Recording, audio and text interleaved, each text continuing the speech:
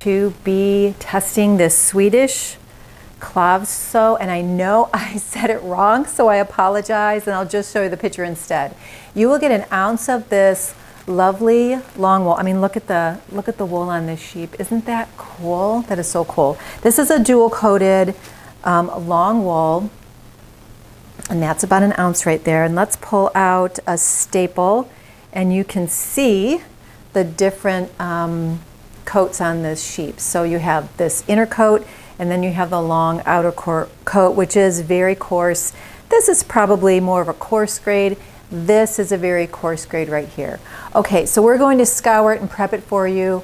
I use the principles from my book, The Art of Washing Wool, Mohair, and Alpaca. So if you have the book, I'm using the principles in here. If you don't, go get it, because I'm not going to go through every single thing in the book, but I will show you how to scour this. So the first thing you want to do is get a hot bowl of water. Okay, my bowl is all full. I have a small bowl because I'm only doing a small amount. And today I'm going to use Power Scour. So go ahead and add your soap. Now I wanted to show you something with this wool. It looks matted, but it's not. It's just because it was in a plastic bag and it traveled a long way to get to me. So I am not going to separate the locks yet. I'm just going to scour the whole thing first, and we're going to dunk it in the bowl. Okay, so we'll let that sit for 15 minutes and I'll come back. Okay, this is 15 minutes later, and you can see how dirty the water is, but here's the fiber, so it's pretty clean. There is a little bit of darkening or weathering on the tips, but if it doesn't come out now, it's not going to come out if you make the water hotter. If you use more soap, it's not going to come out. But just know that, you know, these sheep are in the elements for 365 days a year. So there is going to be a little bit of discoloring at the ends, but it will still prep out just beautifully. Okay, I'm going to take this out, and then I'm going to rinse it and dry it, and then we'll come back and show you how I pull the locks and how I prep it. Okay, so here it is all scoured. Look how nice and white that is. I did want to show you something. I've scoured some of this before, and this was the only piece that showed a little bit of yellowing. But can you see the yellow is at the tip? So this gives me a clue that this might be weathering, or this might be urine staining. I don't think this is canary, because I looked through the whole fleece as I was packing it and really didn't see any. Don't worry about this, only because this is clean. You are going to comb it or card it or do whatever you want to do with this, and this doesn't matter. You can over dye on this as well, but just make sure you're dyeing something that sort of mixes with yellow and gives it a really lovely color. Okay, so when I separate the locks, I want to find the ends, and then I just pull at the base. Okay, so there is one big lock, and you can see the inner layer and the outer layer. And I want to try to keep them intact, because when I comb, it's going to help separate them. But let me show you how you can separate these by hand if you wanted to. So you're going to grasp this outer end, and then you're going to grasp the bottom. Make sure it's not twisted, and then you're just going to give a little tug. So this will separate the inner layer, which is about that long, and then the outer layer, which is actually quite long. I'm not sure if you would put this in a carder, because it would sort of wrap around, but I want to show you how, see how thick those fibers are compared to the fluffier, finer micron inner layer. Now, when I comb it, it's going to separate the outer layer from the inner layer, and then I could possibly take this and spin it from the fold. And because it doesn't have a lot of crimp or anything, it's going to be a really, really, really strong fiber. So this might be good for a warp, for weaving, or possibly for purses or something that's really, really hard wearing. Okay, so here are some locks that I separated. Let me set up my combs, and let me show you how to separate the two coats. Okay, so here's all the fiber that was pulled. So see, I have all the tips on one end and all the cut ends on this end. So when I load my combs, I'm going to load the cut end first or the inner layer first.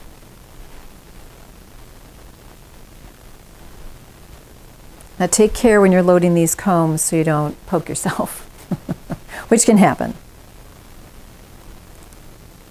Okay, so I'm going to continue until this is full.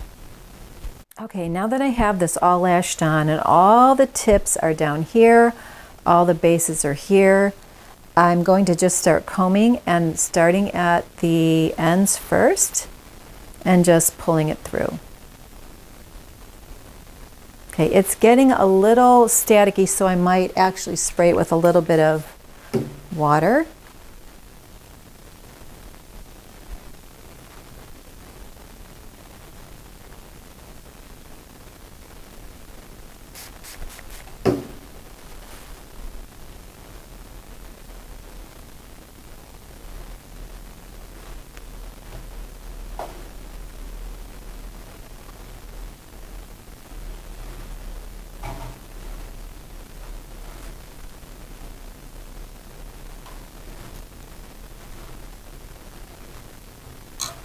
Okay, so we're just about done.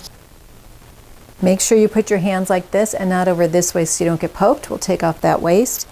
And now we have this comb loaded, and we're going to load into the other comb, but see how you can barely see the yellow anymore because it just blends in with the other fiber.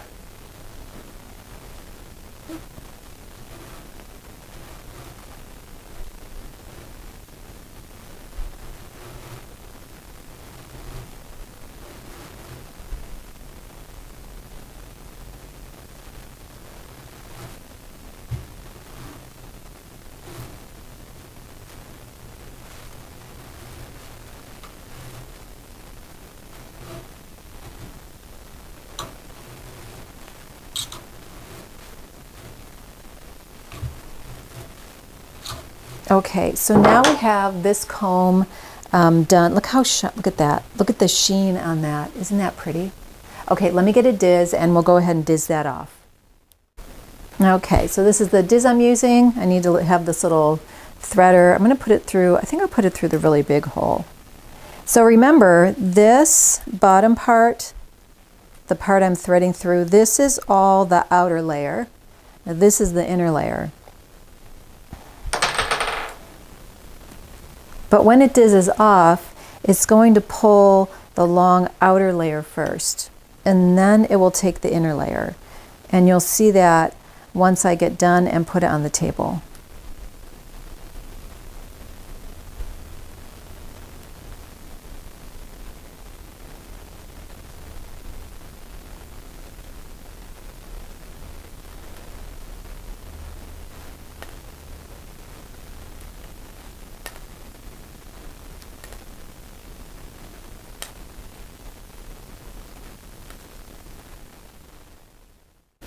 Okay, let's see if you can see this. This is going to be hard to see, but this is the outer layer. Can you see the thicker micron there? And now we're going to go into the inner layer. So this is the inner layer. See how they're a little bit closer? They look a little bit smaller, a little bit fluffier.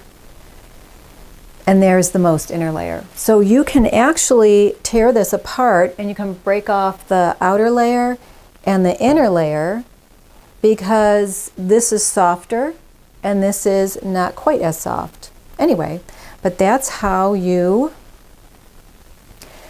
scour and prep and comb this beautiful fiber.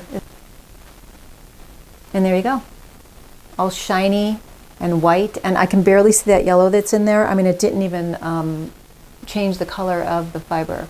Okay, so there you go. So you'll have that in this month's spinning box, which is October 2022. And I really hope you enjoy this really beautiful fiber.